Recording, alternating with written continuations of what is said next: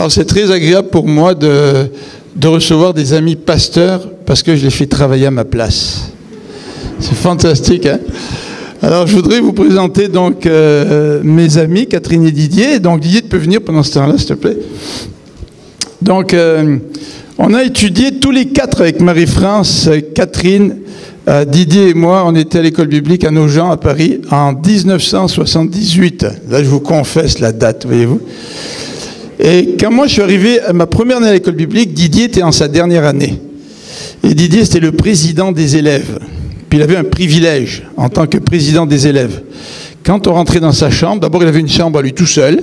Moi, on était deux dans ma chambre, je n'étais pas président, moi. Et quand on rentrait dans sa chambre, il y avait... comment il s'appelait? Pépone? Pépé. Oh, Pépé. Pépouille. Pépouille, en tout cas, je ne sais plus. C'était une tête de mort qui était là. Puis la tête de mort, elle avait été transmise de président en président depuis le temps de mon père. Mon père, il était là à l'école biblique au début des années 50. Alors voyez-vous, la tâche principale du président, c'était de prendre soin de Pépouille, c'est ça? Ouais, de Pépouille. Pépouille, et puis de la transmettre au prochain président. Alors, moi, j'ai pas fait une enquête pour savoir si l'actuel président avait encore cette tête de mort, mais... Elle a disparu. Elle a disparu. Alors, je vous dis que les présidents, ils en ont fait des coups pendables avec cette tête de mort. Si vous voulez savoir les histoires sur la tête de mort, il faut que vous veniez dimanche prochain. Parce que dimanche prochain, Didier et Catherine vont nous donner leur témoignage. Et je suis sûr qu'ils vont parler de ça. Non, je suis pas sûr. Mais je suis très content là, que Didier et Catherine soient avec nous. Didier, dès qu'il a fini le service militaire, il était pasteur dans des églises de campagne, on pourrait dire dans le sud, centre-sud, hein, de la France. C'était 3 petites églises, un seul pasteur. Et Didier a commencé son ministère sans aucune expérience. Et après quelques années, il est parti, c'était à Valence, que tu es avec Jeunesse pour Christ. Il a travaillé avec Jeunesse pour Christ. Et après un certain temps, on l'a envoyé en Belgique pour être directeur de Jeunesse pour Christ en Belgique. Il a travaillé donc plusieurs années là-bas, une dizaine d'années peut-être au moins. Hein. 9 ans. 9 ans. Et ensuite, il est retourné un peu plus vers le sud de la France, donc vers le soleil, vers ses origines. Et actuellement, après avoir exercé une coupe de pastorat, il est pasteur à Montpellier. Alors si vous savez où c'est Montpellier, là, vous voyez où est la Méditerranée, ben c'est là, voilà. Hein, d'ici, ça va aller comme ça. Et ça fait à peu près 14 ans qu'il est là pasteur à Montpellier. Donc ça nous fait plaisir de l'accueillir parmi nous. N'est-ce pas, ça nous fait plaisir?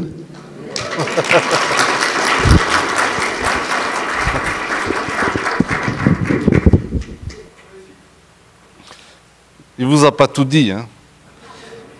On se connaît quand même depuis notre tendre enfance. On a hanté les mêmes camps de jeunesse dans les années 60, dans le Gard, aussi dans le sud de la France. Si vous êtes sage, je vous raconterai dimanche prochain les bêtises que Philippe faisait.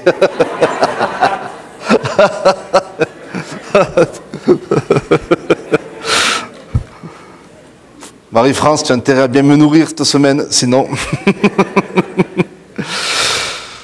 Ça faisait quand même 30 ans qu'on ne s'était pas vu. Ça fait beaucoup. Mais maintenant, Internet, Skype, tout ça, ça nous a permis de prendre rendez-vous et puis nous de venir pour la première fois ici à Montréal, au Canada, de toute façon. C'est un plaisir de vous rencontrer. Alors, rassurez-vous, j'ai vu la fleur tout à l'heure dans la neige. Chez nous, les fleurs sont déjà là depuis la mi-janvier.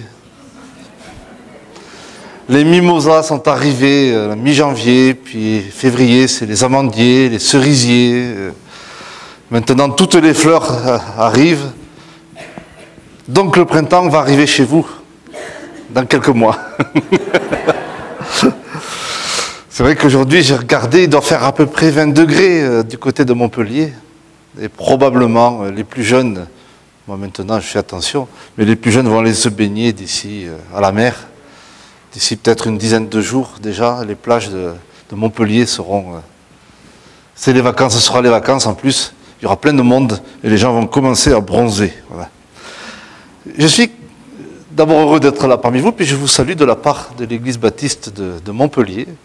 On en parlera plus longuement la semaine prochaine. Petite église, mais qui m'a chargé donc de vous saluer cordialement et fraternellement, et puis je le fais avec plaisir. J'ai bien écouté les chants, j'ai bien joui des chants aussi. Je m'aperçois qu'on chante à peu près les mêmes. Et on a chanté ce matin que la force est en Christ. Alors dans ce petit village des Cévennes où nous passions nos vacances avec Philippe dans notre lointaine jeunesse, la devise du village c'était « Ayant Dieu pour défense, nous ferons résistance ». C'est un vieux village huguenot, Cévenol. Cette devise, elle est gravée dans la pierre depuis 1657, je crois, au temps des guerres de religion. Et cette pierre est posée juste au-dessus de la clé de voûte de la porte du village, la clé de voûte étant le symbole de Jésus-Christ. Voilà. Juste, ça m'a fait penser à cela, les chants que nous avons chantés ce matin. En visitant le site de votre église, avant de venir, je me suis dit, bon, je vais quand même aller voir ce que c'est cette église où se trouve Philippe. J'ai pu constater une chose étonnante et étrange à la fois, et avant d'aborder le message du jour, je voudrais vous la partager. Jésus dit à Nicodème, le vent souffle où il veut et tu en entends le bruit. En fait, Jésus jongle avec les mots, il s'amuse un peu avec Nicodème, et on pourrait aussi traduire, l'esprit souffle où il veut et tu en entends la voix.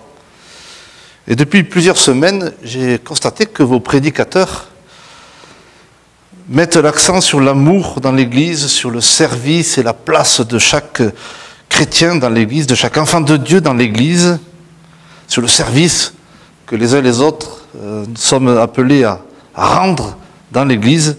Alors j'ai été curieux, j'ai vu, j'ai écouté quelques-uns des messages qui vous sont donnés ici le dimanche. Vainqueur du mal par le bien, c'était il y a quelques semaines, et je crois que c'était toi Philippe qui avait prêché là-dessus, sur Romains 12. Dans ce texte nous trouvons cette parole, d'ailleurs si ton ennemi a faim, donne-lui à manger, s'il a soif, donne-lui à boire, car en agissant ainsi, tu amasseras des trésors ardents sur sa tête. D'ailleurs, à propos de cette parole, j'ai vu récemment dans un film américain, pas chrétien, ça se passait dans une église baptiste, je crois, dans le sud des États-Unis. Il y avait le message du jour, c'est « Aime ton ennemi, parce qu'en l'aimant, tu lui feras mal ». Alors, je ne suis pas sûr que ce soit l'idée de Paul dans cette parole. Autre message que vous avez eu, c'est l'attitude des présomptueux. Jacques, chapitre 4, la priorité et la description de l'amour, 1 Corinthiens 13, l'appel au ministère, pourquoi s'offrir à Dieu, etc. L'esprit souffle où il veut et il se trouve, j'ai trouvé ça très étrange d'ailleurs, que dans notre église à Montpellier, nous sommes aussi engagés sur le même chemin. Je trouve ça très étrange, parce que nous avons constaté que notre Église manquait de la vision de ce qu'est le plan de vie que Dieu a pour elle. Et que nous devions revenir à ce que l'on pourrait appeler d'ailleurs les fondamentaux de la foi du peuple de Dieu. Alors voici je vais vous donner quelques titres des messages que nous avons eus. Je vais faire un peu de pub, si ça marche. Ça va marcher. Ça va marcher. Voilà. Nos messages ne sont pas filmés, mais ils sont enregistrés. Puis je travaille aussi avec Radio Évangile, on en parlera aussi la semaine prochaine, et on les met sur un site internet qui s'appelle Trésor Sonore, c'est une audiothèque, et on met les messages là à disposition de qui les veut dans le monde entier d'ailleurs. Et voilà quelques titres de nos messages. Dieu cherche l'homme et fonde un peuple, livre de la Genèse. Je suis l'Éternel et je veux que tu vives libre et en communion avec moi, livre du Deutéronome. Un peuple consacré à Dieu, livre du Lévitique, et en alternance avec ce parcours sur les livres, notamment de l'Ancien Testament pour l'instant, nous nous sommes plongés dans ce que moi j'appelle la loi d'amour de Dieu. Et nous le faisons bien entendu à partir des textes fondateurs de cette loi d'amour, et nous sommes actuellement dans 1 Corinthiens chapitre 13. On a un peu de retard, je crois, sur vous, parce que j'ai vu que Philippe avait déjà abordé ce thème, ce texte. Et je voudrais donc ce matin me glisser un petit peu dans votre réflexion et apporter ma touche personnelle à votre édifice en vous parlant de cette loi d'amour de Dieu. Dieu est amour. Je ne vous apprends rien. On le proclame, c'est l'Écriture qui le proclame, et puis on a fait cette devise, Dieu est amour. C'est-à-dire que Dieu aime les hommes, tous les hommes sans exception. Et pour ceux qui ont accepté Jésus-Christ comme Seigneur et comme Sauveur, comment ne pas aimer un Dieu qui nous aime et qui nous aime tant? Mais comment également suivre son exemple en aimant à notre tour les hommes? Et de la même façon, si possible, que lui nous aime. De l'amour, Dieu a fait une loi. C'est d'ailleurs cette loi qui prime sur toutes les autres, parce que toutes les lois qu'on peut donner dans l'Église de Jésus-Christ aujourd'hui puisent leur racine dans cette loi d'amour de Dieu et dans cette seule et unique loi que Jésus souligne. Tu aimeras le Seigneur ton Dieu de tout ton cœur, de toute ton âme et de toute ta force, de toute ta pensée. C'est le premier commandement et le plus grand. Et voici le deuxième qui lui est semblable. Tu aimeras ton prochain comme toi-même. De ces deux commandements dépendent toute la loi et les prophètes. L'amour pour Dieu et l'amour du prochain. Voici deux commandements qui en fait donc n'en forment qu'un seul. Et dans un monde violent, Philippe a parlé il y a quelques instants des attentats qui se sont passés à Bruxelles et puis ailleurs dans le monde également. Nous vivons dans un monde violent, dans un monde qui est égocentrique. Et parler de l'amour du prochain, c'est difficile, mais c'est aussi un sujet inépuisable. Et je vous invite à lire un texte que probablement vous connaissez tous, je suis même convaincu. C'est dans l'évangile de Luc, au chapitre 10. Ça va marcher? Ça devrait marcher. Ah là, c'est bon. Luc, chapitre 10, au verset 25. Et je lis dans la version second 21. Mais si vous avez la Semeur ou une autre version, vous allez vous y retrouver. Luc 10, verset 25. Un professeur de la loi se leva et dit à Jésus, pour le mettre à l'épreuve, « Maître, que dois-je faire pour hériter la vie éternelle ?» Jésus lui dit, « Qu'est-il écrit dans la loi? Qui lis-tu » Il répondit, « Tu aimeras le Seigneur ton Dieu de tout ton cœur, de toute ton âme, de toute ta force et de toute ta pensée, et ton prochain comme toi-même. » Tu as bien répondu, lui dit Jésus, « Fais cela et tu vivras. » Mais lui, voulant se justifier, dit à Jésus, « Et qui est mon prochain ?» Jésus reprit la parole et dit, « Un homme descendait de Jérusalem à Jéricho. Il tomba entre les mains de brigands qui le dépouillèrent, le rouèrent de coups et s'en allèrent en le laissant à moitié mort. Un prêtre, qui par hasard descendait par le même chemin, vit cet homme et passa à distance. De même aussi, un lévite arriva à cet endroit, il le vit et passa à distance. Mais un Samaritain qui voyageait arriva près de lui et fut rempli de compassion lorsqu'il le vit. Il s'approcha et banda ses plaies en y versant de l'huile et du vin. Puis il le mit sur sa propre monture, le conduisit dans une auberge et prit soin de lui. Le lendemain, à son départ, il sortit 2 pièces d'argent, les donna à l'aubergiste et dit « Prends soin de lui. Et ce que tu dépenseras en plus, je te le rendrai à mon retour. » Lequel de ces 3 te semble avoir été le prochain de celui qui était tombé au milieu des brigands? C'est celui qui a agi avec bonté envers lui, répondit le professeur de la loi. Jésus lui dit donc, « Va donc agir de la même manière, toi aussi. » Que le Seigneur nous conduise durant ces quelques instants de réflexion sur ce texte.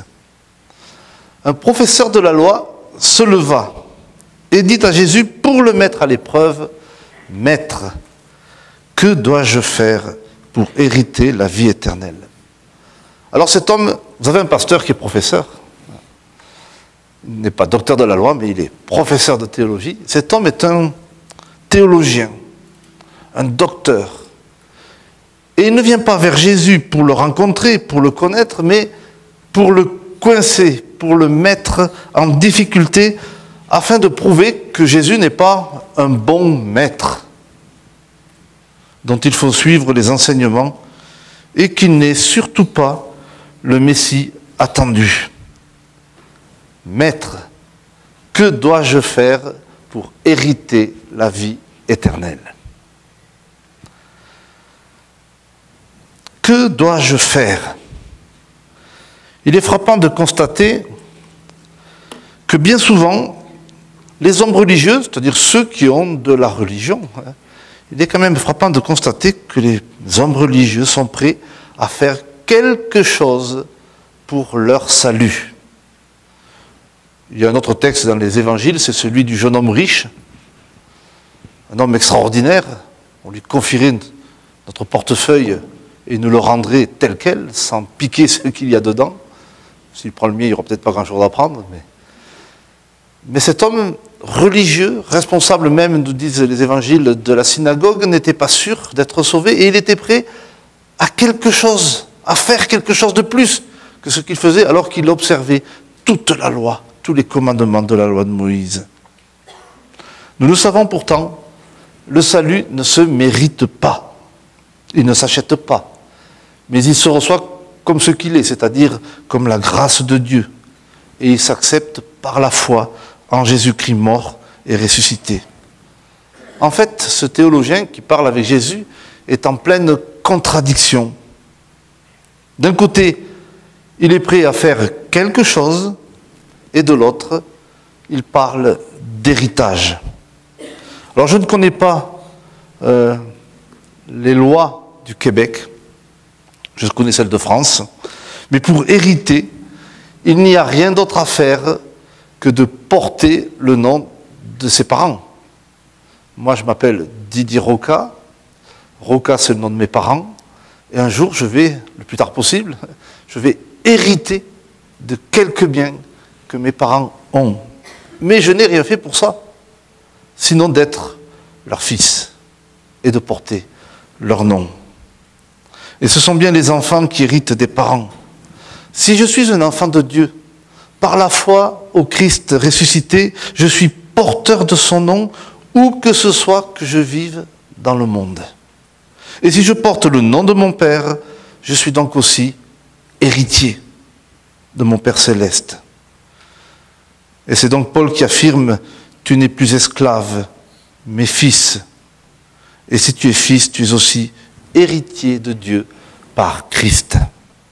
Et Pierre ajoute, conformément à sa grande bonté, il nous a fait naître de nouveau à travers la résurrection de Jésus-Christ pour une espérance vivante, pour un héritage qui ne peut ni se détruire, ni se souiller, ni perdre son éclat. Il vous est réservé dans le ciel. 1 Pierre, chapitre 1. Mais cet homme, cet enseignant de la loi, est pourtant dans l'erreur. Israélite, il pensait être assuré, d'être le dépositaire, sinon le propriétaire du salut. Parce qu'Israël est le peuple qui a reçu les promesses de Dieu, la révélation des promesses de Dieu. C'est ce peuple qui a reçu la loi, la parole de Dieu. Et lui, cet homme religieux, est un membre éminent de ce peuple. Mieux même, il est un de ceux qui fixent quelque part les critères du salut pour l'ensemble du peuple. C'est une sommité qui est écoutée. Ce sont des gens comme lui qui établissaient en Israël donc les critères du salut, les marches pour être sauvés. La circoncision, les sacrifices et une stricte observation de la loi de Moïse, telle que eux, les docteurs de la loi, disaient en tous les cas qu'il fallait le faire. En tant que professeur de la loi, connaissant parfaitement la parole de Dieu, il pensait être digne d'hériter par ce moyen la vie éternelle. Alors Jésus va l'obliger à réfléchir. Il va l'obliger à se remettre en question et surtout à remettre en question ses convictions, peut-être même son enseignement, et ce qu'il pensait lire dans l'Écriture. Et Jésus le fait en introduisant un troisième interlocuteur dans la conversation. C'est un interlocuteur que cet homme connaît bien, qu'il écoute même et qu'il entend même très très bien, puisqu'il dialogue avec lui tous les jours. C'est un interlocuteur qu'il cite fréquemment dans ses conversations. Vous voyez de qui je parle? Je parle de la loi de Moïse. Pour lui, ce théologien, pour lui, Jésus n'est rien. Ce n'est pas un bon maître. Ce n'est surtout pas le Messie attendu par l'ensemble du peuple. C'est un usurpateur. C'est un gêneur en tous les cas. Peut-être qu'il parle fort, mais ce qu'il dit n'est pas la vérité. Alors que la loi de Moïse, c'est la parole de Dieu.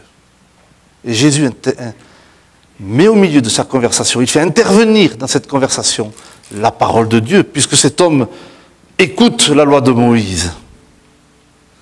Parce que la loi de Moïse est la parole de Dieu, la parole de l'alliance de Dieu avec son peuple, eh bien elle me parle aussi à moi, aujourd'hui, personnellement, à moi qui suis chrétien. Jésus dit, qu'est-il écrit dans la loi? Ça va se remettre. Tu m'as dit qu'il fallait... Ah voilà, c'est bon. Jésus lui dit, qu'est-il écrit dans la loi? Qui lis-tu? Et cet homme qui connaît parfaitement la loi de Dieu, qui la lit donc et qui la médite quotidiennement, a cette réponse, mais elle est extraordinaire. Tu aimeras le Seigneur ton Dieu de tout ton cœur, de toute ton âme, de toute ta force, de toute ta pensée. C'est une citation du Deutéronome. Et ton prochain comme toi-même, qui est une citation du Lévitique. La réponse du docteur de la loi nous enseigne déjà deux choses. Comme chrétiens, comme enfants de Dieu, souvent les réponses à nos questions se trouvent en nous. Il suffit de chercher un petit peu pour les trouver, de faire un effort de mémoire si nous connaissons bien entendu la parole de Dieu. Et je pense que ici nous sommes entre personnes qui la connaissons, la parole de Dieu. Le docteur de la loi savait. Quand nous interrogeons le Seigneur notre Dieu, pensons à tout ce que nous avons reçu comme message de sa part dans des réunions comme celle-ci, mais aussi peut-être dans notre culte personnel, en lisant l'Écriture, en l'étudiant. Parfois aussi, c'est par les frères et les sœurs que nous recevons ces réponses. Le docteur de la loi savait, quand nous interrogeons Dieu, il faut s'attendre donc à trouver les réponses ou la réponse dans l'écoute, dans la lecture de sa parole. Les réponses aux questions que nous avons sur Dieu, sur l'histoire des hommes, sur le message de l'Évangile, c'est dans la Bible qu'il faut aller les chercher. Et votre pasteur tout à l'heure a parlé de cet événement tragique qui frappe toute une famille et qui marque le Québec. Où est-ce qu'il est allé chercher la réponse? Dans l'Écriture. Dans l'Écriture. La Bible contient tous les enseignements utiles et nécessaires pour connaître Dieu, sa puissance, sa sainteté, sa justice, son amour et donc sa grâce. Mais les réponses aux questions que je me pose sur moi et sur l'homme, eh bien c'est aussi dans l'Écriture que je les trouve. Un jour en Belgique, un homme qui avait commencé à lire la Bible 15 jours plus tôt, il en était au livre du Lévitique, donc il avait lu en 15 jours Genèse, Exode, Lévitique. Il n'a pas commencé par le plus facile. Et il m'a dit, mais moi, depuis que je lis la Bible, plus je lis la Bible, et mieux je me connais. Intéressant comme réponse. Et c'était une découverte pour lui, la Bible. La parole de Dieu nous montre ainsi le chemin de la foi pour savoir comment nous approcher de lui, pour savoir comment vivre dans le monde au milieu des hommes, nous qui sommes enfants de Dieu par Jésus-Christ, mort et ressuscité. Alors, que dit la parole de Dieu au docteur de la loi et qu'est-ce qu'elle dit également à nous-mêmes? Tu aimeras le Seigneur ton Dieu de tout ton cœur, de toute ton âme, de toute ta force et de toute ta pensée et ton prochain comme toi-même. Tout d'abord, la parole dit « tu ». Elle s'adresse personnellement, elle s'adresse familièrement à moi, à chacun d'entre nous, à toi. Parce que le « tu », donc, c'est chacun ici présent. Tu aimeras. Et ce professeur de la loi est maintenant impliqué. Il ne peut pas faire comme s'il n'avait pas entendu la parole de Dieu. Cet homme qui pensait hériter parce qu'il était membre du peuple élu se trouve soudain interpellé par la parole de Dieu, par cette loi de Moïse qu'il connaît si bien et qu'il vient de laisser parler, qu'il vient de laisser l'interpeller. De la même façon, la lecture de la parole de Dieu m'implique totalement. Quand je lis la parole de Dieu, je ne peux pas supprimer le doigt qu'elle pointe vers moi en me disant « Tu ». Tu aimeras Dieu de tout ton être, tu aimeras ton prochain comme toi-même. Tu as bien répondu, dit Jésus, fais cela et tu vivras. 2 commandements pour une seule loi, la loi de l'amour. Une loi qui nous pousse à agir et à vivre notre foi dans tous les actes et dans toutes les rencontres de notre vie. L'enfant de Dieu n'est pas une personne passive.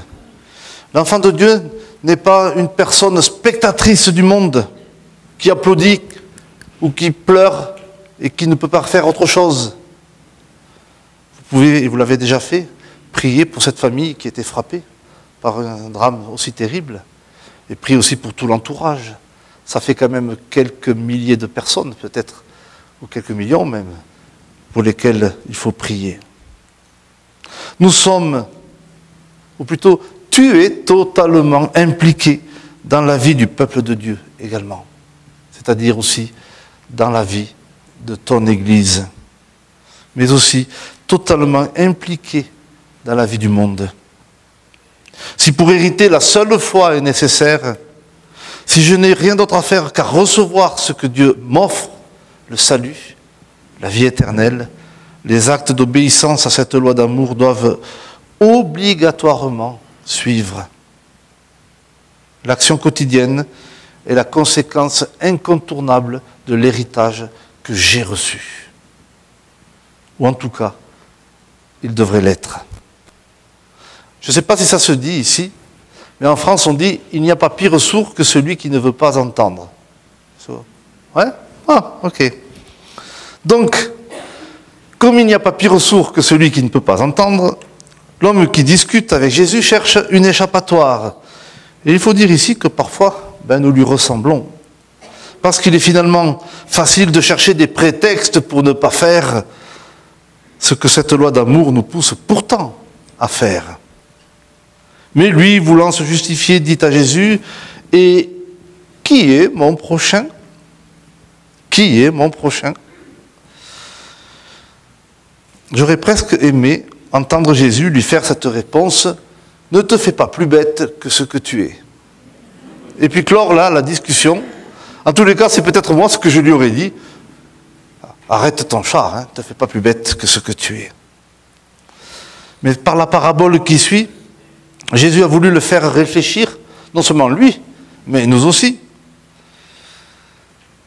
Aimer, ce n'est pas rester spectateur. C'est la leçon que nous devons recevoir de cette parabole dite du bon samaritain. Le premier enseignement de la parabole nous dit que le prochain, c'est un homme. Le prochain n'a pas une identité précise, ni une couleur de peau particulière. Il n'a pas non plus une situation sociale et humaine particulière. Le prochain n'est pas non plus limité à mon frère ou à ma sœur en Christ, que je croise régulièrement dans l'église ou voire à d'autres occasions. Le prochain, c'est un homme, une femme, un enfant, un vieillard. C'est une personne dans tous les cas, au sens le plus général et le plus noble même de ces mots.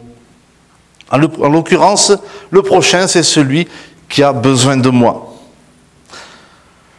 Le deuxième enseignement est donné au travers des personnages de la parabole. Il y a les brigands, l'homme, le prêtre, le lévite et le samaritain. Ils sont tous sur le même chemin. C'est là l'image de la vie des hommes de tous les temps. C'est là l'image du chemin de la vie. Sur ce chemin, les uns détruisent, ils tuent, ils saccagent. Sur ce chemin, les autres subissent et souffrent. D'autres encore sont indifférents ou trop préoccupés par leur vie et par leur personne si importante. Il y a beaucoup d'individualistes, vous savez, dans ce monde. Enfin, il y a ceux qui agissent pour le bien. Lequel des acteurs de cette parabole suis-je? Lequel des acteurs de cette parabole es-tu? Le prêtre, le lévite et le samaritain font le même parcours. Je ne vais pas entrer dans les détails. Et ce n'est pas par hasard que Jésus choisit ces trois personnes. Le prêtre et le lévite sont des personnes religieuses, comme le docteur de la loi avec qui Jésus discute. Le prêtre, le lévite, le docteur de la loi, trois personnes qui devraient être des exemples à suivre pour l'ensemble du peuple d'Israël. Ils connaissent la parole de Dieu, ils l'enseignent aux autres, ils devraient donc être capables de la vivre, d'être des modèles dans l'obéissance à la parole de Dieu et donc à ce commandement de l'amour parfait, total, pour Dieu et pour le prochain. Mais la réalité, elle est tout autre. De ces gens de qualité et de haute stature spirituelle, enfin c'est en tous les cas ainsi qu'on les voyait, Jésus va dire dans l'évangile de Matthieu chapitre 23, les spécialistes de la loi et les pharisiens se sont fait les interprètes de Moïse. Tout ce qu'ils vous disent de respecter, faites-le et respectez-le, mais n'agissez pas comme eux car ils disent et ne font pas. Ils lient des fardeaux pesants et les mettent sur les épaules des hommes, mais ils ne veulent pas remuer le petit doigt. Enfin, c'est moi qui ai rajouté le petit doigt, parce que c'est une expression française. Ni le prêtre, ni le lévite de la parabole ne s'arrêtent pour porter secours à cet homme qui est à moitié mort. Seul le Samaritain le fait.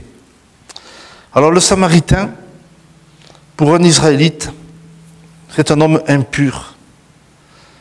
C'est un païen qui occupe une partie de la terre d'Israël depuis les environs de 720 avant Jésus-Christ.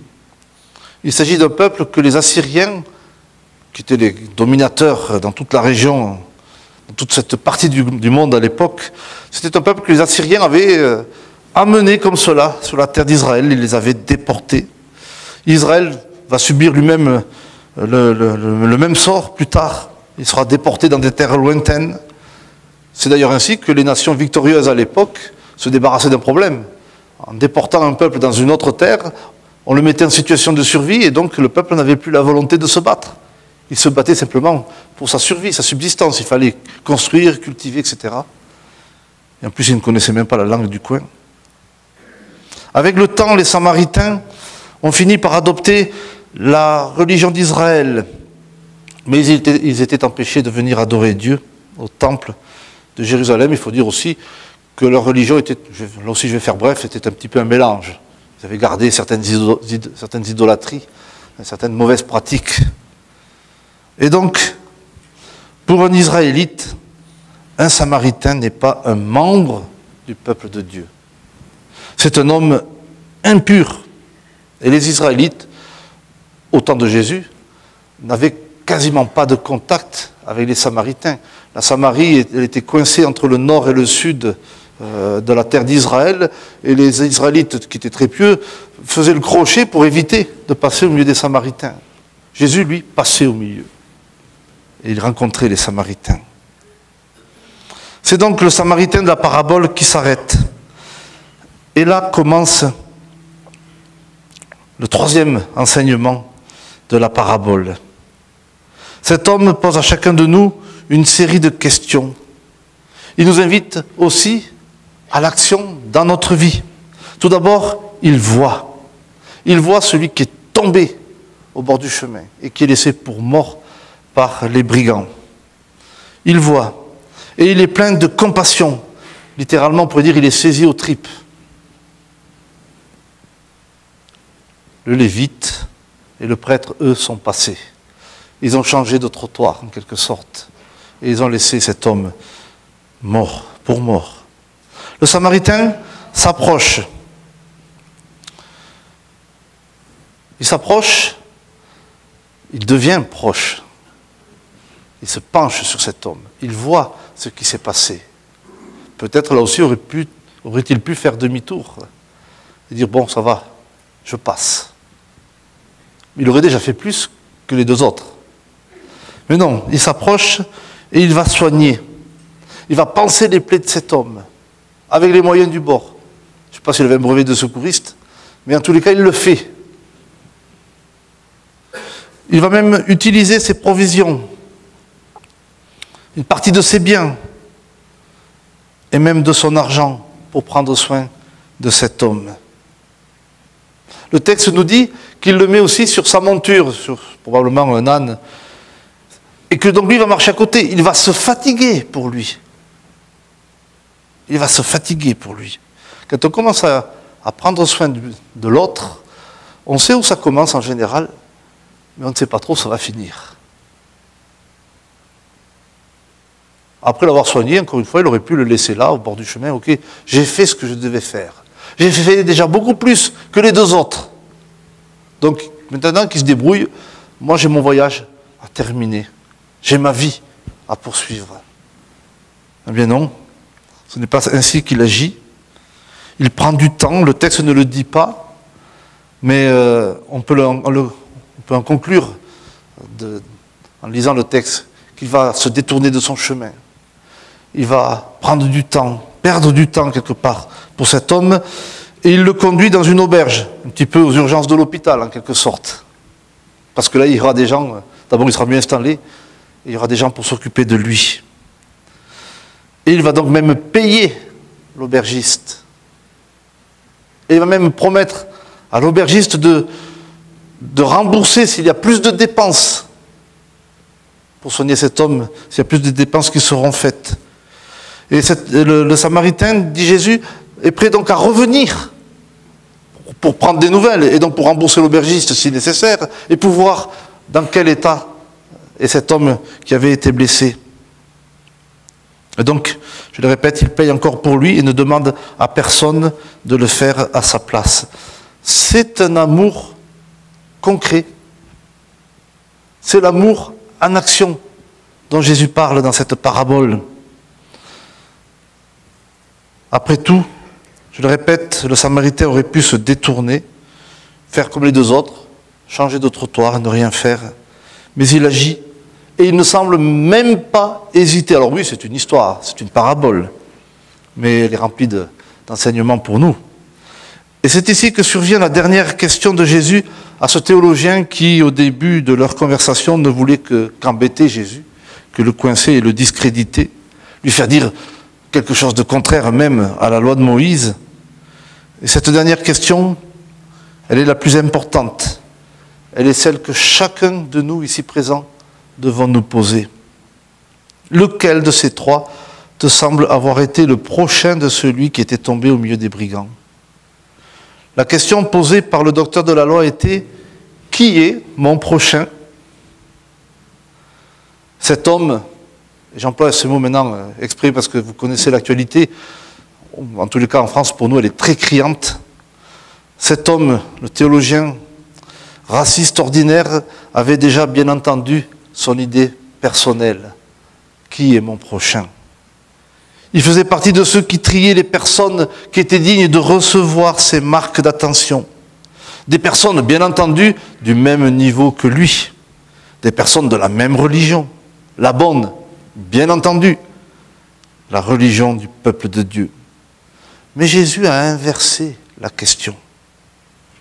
Et ici, il renverse même tout. Il bouscule les certitudes, l'orgueil et la bonne conscience de cet homme très religieux. Lequel de ces trois te semble avoir été le prochain de celui qui était tombé au milieu des brigands? Dis-moi, toi qui prétendais avoir réponse à tout, dis-moi, qui donc s'est conduit comme un homme, comme un vrai? Pour chacun de nous, le message de Jésus est simple. Je n'ai pas à me poser la question de savoir qui est mon prochain ou qui est digne de l'être. La seule vraie question à me poser est bien celle de ma propre attitude face à l'autre. Suis-je le prochain de l'autre? Le chrétien, le disciple de Jésus-Christ, doit se conduire comme un homme, comme une femme, une véritable. C'est-à-dire, je dois être le prochain de mes semblables. Je dois être celui qui est proche, celui qui s'approche, qui se penche, qui s'arrête, qui agit, etc. pour la vie de l'autre. Par sa mort et par sa résurrection, Jésus montre l'engagement total de son amour pour l'humanité. Il est lui l'homme parfait. Il est, le Seigneur Jésus-Christ, est lui le seul homme véritable, parfaitement en communion avec le Seigneur, parfaitement capable de faire la volonté de Dieu jusqu'au bout, et il est notre modèle. Ce que nous avons dit du Samaritain est ce que Jésus a fait et ce qu'il fait encore toujours pour l'homme. Il voit. Relisez les évangiles. Il est saisi aux tripes par la misère humaine et par la misère de son peuple. Il s'approche, il soigne, il sauve. Et pour finir, il s'offre lui-même en sacrifice. Et il n'abandonne pas celui qui l'a sauvé. On pourrait en témoigner les uns et les autres ici. Il prend soin de chacun d'entre nous. Et il continuera de le faire encore demain. Et il le fait de toute éternité. Et par-dessus tout, il revient. Et tout cela, c'est la grâce. C'est la grâce. Le docteur de la loi est maintenant impliqué. Il ne peut plus éviter de donner sa réponse. Il ne peut plus se contenter de donner, d'ailleurs, la réponse de la loi. Parce que Jésus attend sa réponse. Et le Seigneur attend ta réponse. Jésus attend de nous des réponses et surtout des actes. Une manifestation permanente de notre foi et de son amour au milieu des hommes. Lequel de ces hommes te semble avoir été le prochain de celui qui était tombé au milieu des brigands? C'est celui, dit le docteur de la loi, qui a agi avec bonté envers lui. Jésus lui dit, va agir de la même manière, toi aussi. Celui, c'est celui, dit ce professeur de la loi, là, celui. Il a encore du mal à ne pas être raciste, hein. Il a du mal à ne pas voir la dignité de ce Samaritain. Il ne le nomme d'ailleurs même pas, ce moins que rien. Va agir de la même manière, toi aussi, dit Jésus. Je ne peux pas faire l'économie de concrétiser ma foi par des actes, par des œuvres, par des choses concrètes dans ma vie quotidienne. Si je me contente de simples déclarations et affirmations, ou encore de déclamer la parole de Dieu, sans y obéir et la mettre en pratique, alors je ne vaux pas plus que le sacrificateur et le lévite de la parabole. Je ne suis qu'un hypocrite, c'est-à-dire un acteur de théâtre, qui trompe les autres, qui porte peut-être un masque et qui se trompe lui-même finalement. Le texte ne le dit pas, Luc n'en parle pas. On ne sait pas ce que va faire le docteur de la loi après cette discussion avec Jésus. C'est son affaire. De toute façon, ça date de tellement longtemps que nous ne le savons pas. Mais par contre, nous, maintenant, que pouvons-nous faire? Qu'allons-nous faire? Je suis concerné. Parce que c'est à moi que Jésus dit aujourd'hui, va agir de la même manière, toi aussi. Les hommes et les femmes de notre temps ont besoin de voir notre foi à l'œuvre. Le monde est dur aujourd'hui, très dur. Et parfois en France, je ne vous cache pas que c'est l'angoisse qui prédomine dans la population, y compris même dans les églises. Il y a aussi les attentats en France, il y a une crise économique sans pareil, il y a une absence de vérité chez les hommes politiques, etc., etc. Si vous suivez un petit peu les informations de la France, je ne sais pas trop l'actualité du Québec, mais j'ai beaucoup d'amis au Brésil. Quand je vois ce qui se passe au Brésil également, toutes les angoisses que provoque cette crise politique là-bas, on ne va pas faire de politique ici, mais le monde est dur. Regardons ce qui se passe au Moyen-Orient. Ces guerres, Syrie, Irak, Afghanistan, Libye, Tunisie, Turquie, partout, on dirait que le monde est en flammes, pour reprendre le titre d'un livre de Billy Graham. Le monde souffre. Les hommes de notre temps sont dans la souffrance, sans espoir, avec beaucoup d'angoisse, avec un avenir qui semble bien bouché. Moi qui suis enfant de Dieu, moi qui connais le Seigneur Jésus-Christ, je suis appelé à lever la tête. Je dois être le prochain de celui qui vit à côté de moi, de celui que je peux déjà toucher. Alors oui, je peux prier pour ceux qui sont à l'autre bout du monde, mais j'ai aussi mes voisins, mes amis, les membres de ma famille, etc. Je dois être le prochain.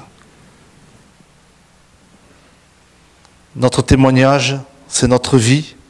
Notre vie, c'est notre témoignage à chacun d'entre nous de tendre une main d'amour vers l'autre. Quelqu'un dira, c'est la lettre de Jacques qui parle ainsi, « Toi tu as la foi et moi j'ai les œuvres. Montre-moi ta foi sans les œuvres, et moi c'est par mes œuvres que je te montrerai ma foi. » Jacques 2, verset 18. Tu aimeras le Seigneur ton Dieu, c'est le premier et le plus grand commandement. Et voici le deuxième qui lui est semblable, tu aimeras ton prochain comme toi-même. Que le Seigneur vous bénisse. Je m'excuse si j'ai peut-être été un peu long, mais que le Seigneur vous bénisse tous. Amen.